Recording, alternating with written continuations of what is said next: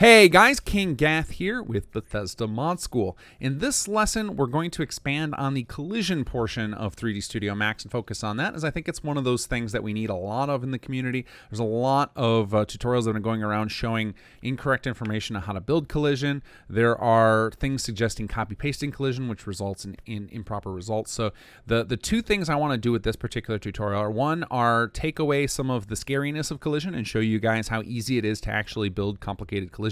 And two is show you some of the steps necessary to allow a model to correctly work with a variety of materials. So I believe I may have misreported in the first lesson about that you could just apply different material groups to your different objects and it would work, but there's a little bit more complication to it. So I'm going to go ahead and set up a model and show you guys how that looks. So I've chosen this particular model because it has three materials that I've identified that I think will make a good demonstration of how you separate a model and apply multi-materials, and because it's one that I think the collision that Bethesda put in is movable, and I would actually love to have a static version of this to make sure that it's not movable. So sometimes you'll find that there are actually static models in the creation kit that it looks like they're probably static and that they have a static record, but in reality the collision is based on movable, and it can cause some weird things when you start using them in static collections. So I like this model a lot. It's one I like to use, and we're going to go ahead and make proper collision for it. So the first thing to know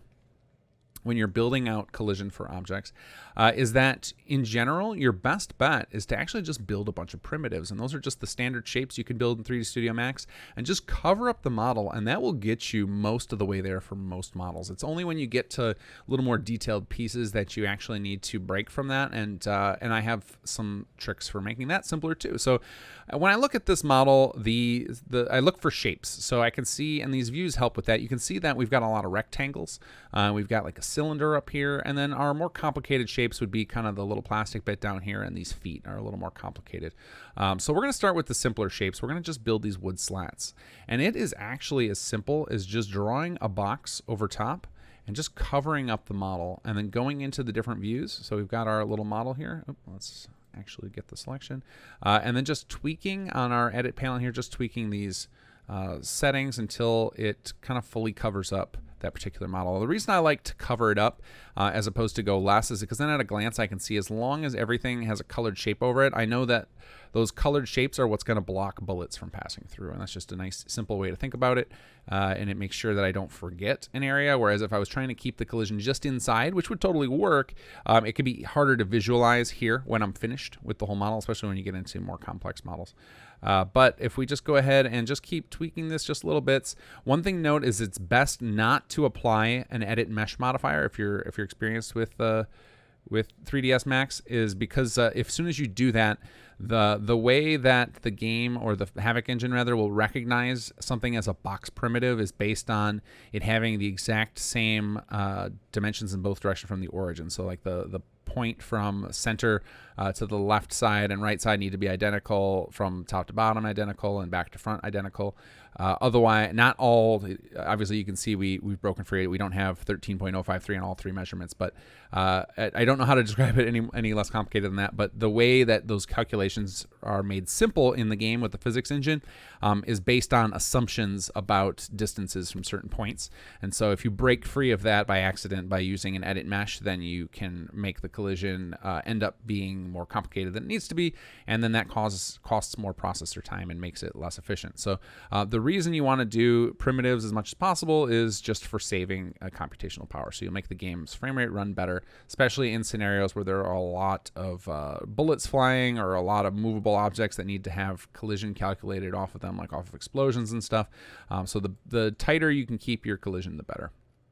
So one of the things that I found most interesting as I started doing this was figuring out how easy it is to do it like this, of just using primitives and allowing the Havoc content tools to actually handle all the calculations to generate the complicated, or rather simplified, meshes that work the best with the physics engine. So in my head, I had always thought that when I got to a model like this, I'm going to have to take the original model and clone it, and then try and do a bunch of mesh merging, and it was just going to be a big pain. But in reality, you don't need to do all that, because the Havoc content tools will calculate out optimal patterns as much as possible. So all you have to do really is make sure that this model is covered in primitives, and you want to avoid going too crazy with it. Like, you don't want to just build a whole bunch of tiny little primitives, because then you're going to end up in a territory where a whole lot of boxes is going to be less performant than a single convex hull, which I'll show you how to make.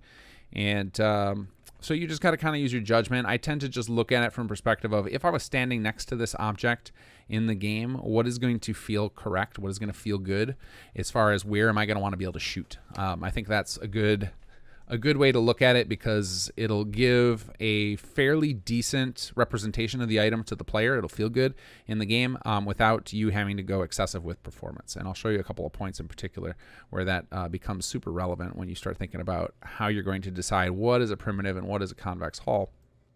But we're going to just go ahead and finish building these wood slats real quick here. And let's zoom out on this one. And then let's increase our height a little bit. There we go. And now we can see in that view it's covered. So I'll clone that over here. Cover up the other one. There we go. And that looks pretty good. And that's it. That's all the wood is basically done. So obviously we could do little bits of tweaking. We could stretch this out, the width a little bit. Or maybe nudge this over and see if it's covering. But one of the things to keep in mind is what are the likelihood the player is going to notice that, for example, the 1 pixel. So if we were to pull our gun out and try and use this in the game, the chances of a player trying to line up a shot right there are pretty darn slim. So I don't even worry about the exactness of it.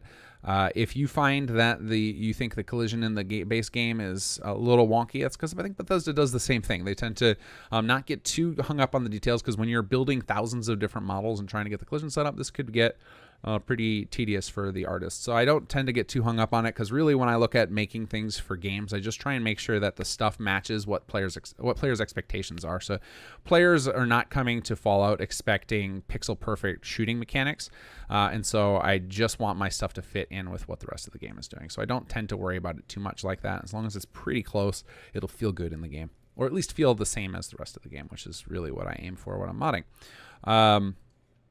All right, so that covers that. So then the next thing we need to do is figure out how we're going to handle these feet and these the lights up here.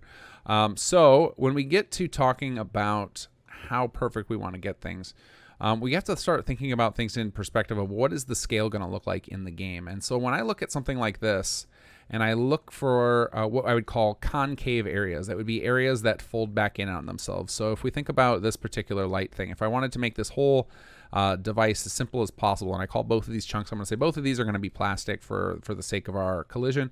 I look for areas on here that are concave. So in this case, I would see these little triangle spaces below the red plastic and the metal. These both create concave spaces. So I look at that and then determine, is it likely that anyone's going to try and line up a shot in between here, because that is the only place where it would matter if I need to care about that gap in the collision. I would argue, looking at this, no one's going to try and line up a shot there, and it's unlikely I'm ever going to notice if an incoming shot were to be blocked by this little space.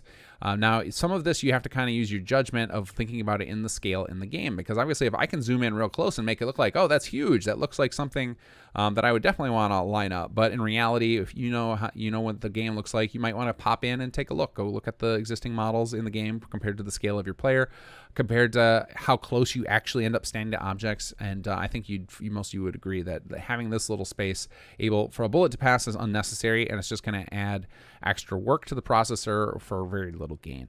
Now, one of the things when I talk about performance with physics, it's very hard to measure it on an individual item basis. It really only is going to come up when you think about the scene as a whole. And when you get into situations like that, your best bet is to just optimize as much as you're willing to put the time in for on any given item. And as long as you keep doing that and optimize little bits across all of your items, it will have a large effect, but you're not going to be able to measure out individual items. So getting too fine-tuned on the detail is counterproductive, because you're not going to be able to measure the gains. So it's kind of it's one of those more art than science of determining how much effort you should put into the detail.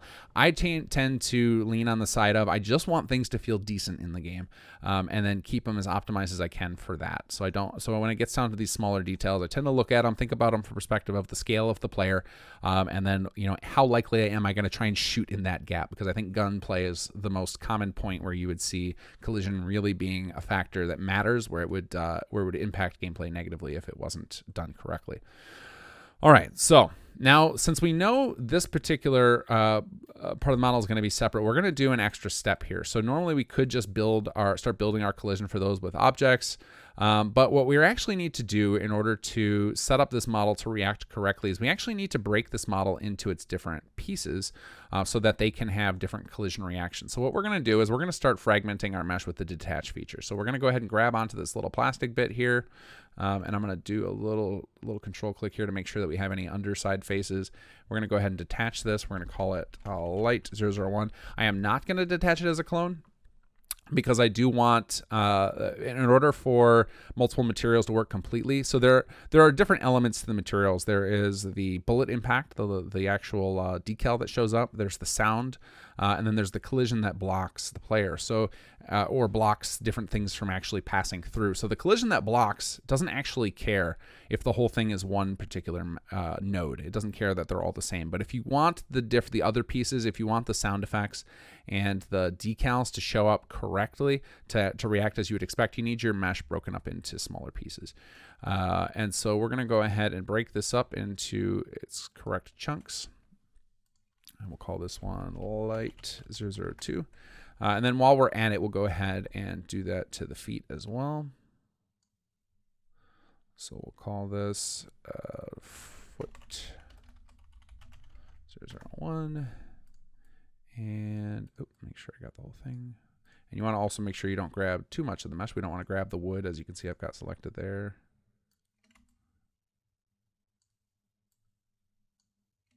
I'll zoom out a little bit here.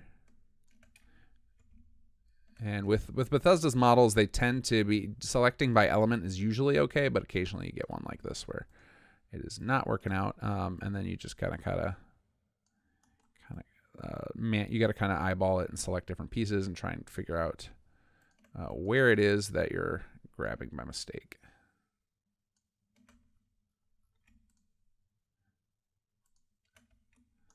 All right, zoom here and check and make sure we don't have any. Okay, I see we missed like a face right there. Oh, come on. There we go. Thank God for undo. I'll zoom in and make sure we're not missing any chunks here. Okay, looks like we're missing a couple of faces right here on the top. And these ones you could get, these little faces here, I could totally get away with ignoring. Those wouldn't be, it's, again, if we look at that, you look at how close you have to zoom in and think how impossible it is for your character to ever get zoomed in, where those ones aren't going to be the end of the world. So it's art more than science in this case. All right, so then we'll call this foot 002. All right, and so now our core model, I'm actually gonna rename this to be construction barrier wood, just so that I know that that's what's remaining there. Those are wood pieces. Technically for this, we could have left these two lights connected together as one object, and same with these feet, and I might actually reconnect them together. But first, I'm gonna take advantage of them being individual to use the Convex Hall utility. So this is a cool little thing that's included with Havoc that makes it a little easier to generate convex pieces that are of low polygons. So you want, when you're going to be using non-primitives, you just want a mesh that is convex, meaning that none of the points fold back in, and that it has as few polygons as possible. So we're going to open the Convex Hall utility. By default, I think this defaults to either 64 or 32, and you generally want to just go as few as you can, and that where it still looks decent. So I'm going to try 16. We're gonna hit generate hall, and I think that's fine. I think if we zoom in here, I think I'm gonna make a few tweaks to it, but for the most part, like I said, I don't think that this little triangle area between the light and the plastic base is enough of an area where I think someone would try and pass a bullet through there. But what I don't like is that there's a lot of the Convex Hall that is outside of the circle on the top end, so I'm gonna shave that down. So to do that, I'm gonna grab our Convex Hall, go to the edit tab, or the modify tab here, go to the vertice level. We're just going to select chunks of them and just kind of shape this so that from the front view, we're as tight as we can get to following the shape of this particular mesh. And I'm going to show you how you make this judgment call in a second here. We're just going to go ahead and keep shaping this. All right, so that looks pretty good to me. It's pretty tight. It's now we're down into like the little pixel range where it would make a difference from the in-game perspective. So the one point where this, where you can see the advantage of having the shape be outside and having the other piece inside is we can now see that anything that is exposed, a bullet could technically pass through. But what's interesting with the way that works is that the game applies the decals based on the actual mesh that the collision is attached to, not the actual collision itself, but the actual stoppage of things such as the bullets or the player or NPCs or whatever are based on the actual collision hole. So if we look at that, what's exposed here, even though technically a bullet could pass through part of this glass here, because the collision is behind it from the angle that a bullet would most likely approach, it will get stopped by that collision behind. So what that means is the only way a bullet could actually pass through that exposed piece of plastic there is if it came from one of these angles down here. And the likelihood of that at this scale is pretty infinitesimally small, and even if it did happen, it's unlikely the player would ever notice. So I find that acceptable. So I'm mostly looking at, when we get down to this small scale, is that from the widest face, bullets can't pass through, and that is the case with this current shape. So once we've got that, since that we can tell this is roughly the exact same shape as it, in fact it probably is a clone of it, we're going to go ahead and just clone our hull and go ahead and move that over. Where is my...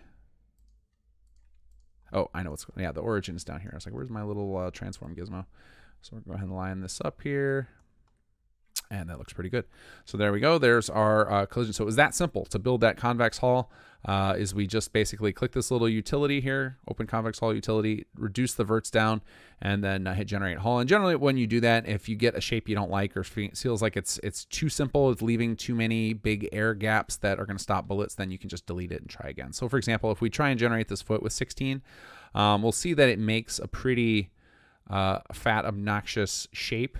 And maybe we want to expand that a little bit. I actually think this would probably be fine because if you think about, again, in the game, if you crouch down, the lowest you're going to get your camera from a straight on angle is likely going to be right around this mid slat. You're never going to be able to shoot from such an angle to where a bullet's never going to be able to go straight through this direction anyway. And most likely it would be coming down from an angle. Now, obviously, if this thing were flipped upside down or something, or if it were above your head on a platform, maybe that would be relevant. I can't think of a lot of scenarios where that would be the case, so I might find this acceptable. But if you decided that you don't like this, you could just delete it, select your shape, increase the max verts here. So let's go ahead and go up to 32, hit generate hull, and now you can see we get a much tighter shape. It fits the form a little bit more, but I still think in the single you're never gonna see the angle where that's gonna matter, where the fact that that's covering up, because even if we're talking about the thing being at your head height, I just don't see a lot of players trying to line up this tiny little shot. Again, this is where you have to make the call. I tend to find that those details is just not worth trying to get collision perfectly lined up with those. With like the performance cost of every item was lined up perfectly like that would just be too great. And if you wanted to find out, you could go ahead and import a bunch of items, build them as mesh style collision, and put them in game and see what the performance is like for yourself. It's not going to be good.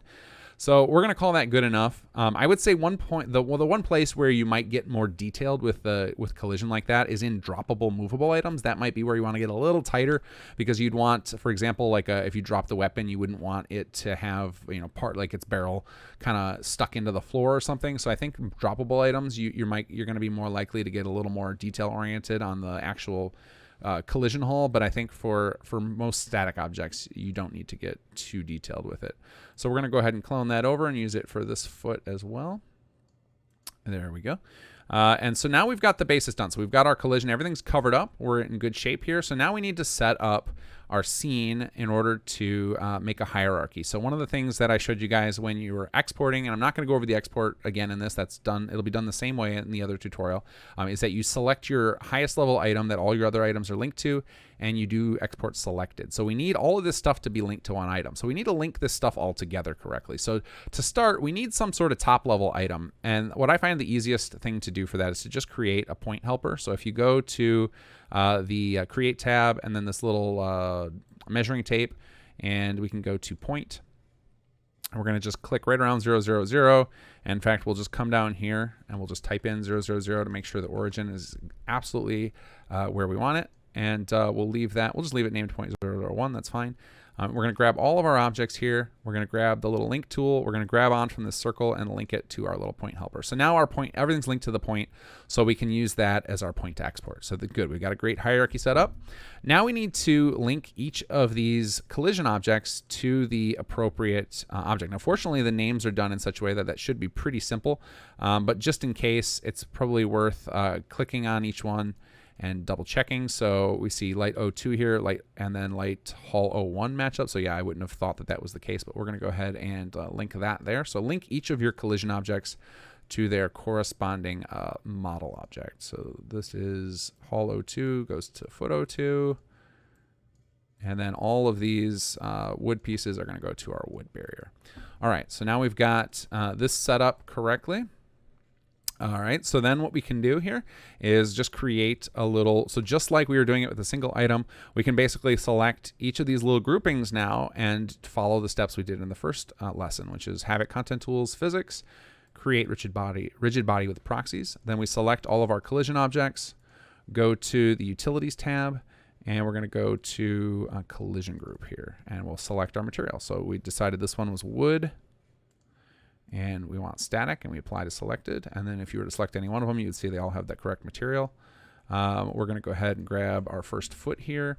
And now this is one of the points where, in reality, if you wanted to be a little more efficient about this, we could first combine some of these meshes together, and I'll show you what that looks like. So we could, let's fracture these links here. We're going to take foot 2, and we're going to make it part of mesh 1. So we're going to go to foot 1 here. We're going to go to attach, and we're going to, we'll do attach list. It's just a little easier. And we will attach foot 2 to foot 01. So we'll go ahead and select foot 02 and hit attach. And now basically the feet, you can see they're now the same model. So now we can take our two little objects here and link them to that. And it just makes one less node, which just makes it a little easier for the game to handle. The less nodes it has to traverse through, the more efficient it can be. This is, when you're talking about 1 versus 2 nodes at this scale, it's not a big deal. But when you start applying that and magnifying it out to all your different items, it can start to matter to where you might want to do that is remerge those together again. Again, the reason that I didn't do that in the first place of just detaching those 2 feet together as one is that I knew I was going to want to generate a convex hull based on one of the feet. Because if I had generated a convex hull off of both of them together, here I'll show you what that looks like. If we generate a hull off of this, it will generate one combined object that stretches between them, and then you have all this open space here that's suddenly going to be blocking collision, which we didn't want. So that's why I separated them and then recombined them. So we could do the same thing with our lights. You can see it's pretty easy to do something like this. So we grab light 1, go back here, bring up the attach list, and then we'll grab light 2 and hit attach. Then we grab our 2 light hulls, and we will attach them to light 01. All right, and so now let's go ahead and continue with our Havoc. So we select our 2 feet hulls and the foot mesh there, Havoc Content Tools, Physics, create rigid body with proxies, select our hulls, go back to collision group under utilities, and this time we'll choose metal, choose some sort of metal here. How about metal heavy, static, apply. And then last, we do the same for our light pieces, which we are going to do as plastic. So create rigid body with proxies, select our hull objects once again, and go back to collision group. And oh, what happened there? Did I miss it? I must have misclicked. Collision group. There it goes. Find plastic in the list, and static once again. Apply to selected. All right, so now if we were to go ahead and select point here and export, we would be good to go.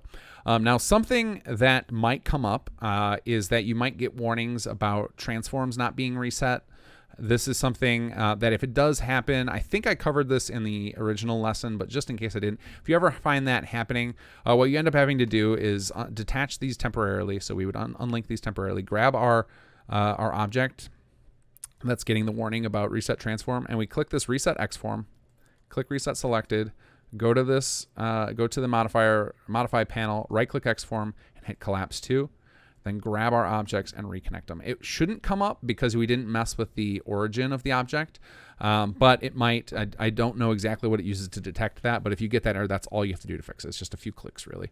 And then once you export and follow the steps from the first lesson for exporting and using LRich to convert your model and all that, you should have collision matching exactly what you'd expect, where depending on where you shoot this model, the decals will match, the sounds will match, and the whole thing will correctly block your player pathing. All right, guys, there's a lot more to get into with collision, but the real purpose of this particular demonstration was to show you how to set up that hierarchy so you could have multiple materials and really show you how simple it actually is to build collision. Like, it's really just a matter of covering everything up in the simplest shapes that you can. It's really all collision comes down to. So hopefully that made collision a little less intimidating, because I know we could use some more proper collision in the custom-made objects out there in the community. And let me know in the comments if you have additional questions about collision, or if there's specific assets of collision you guys would like me to cover. I have figured out most of the collision in the game, and anything that I don't know yet, I'm willing to go research and figure out how to do for you guys. All right, so let's hope that this will improve the collision in custom models out there in the game.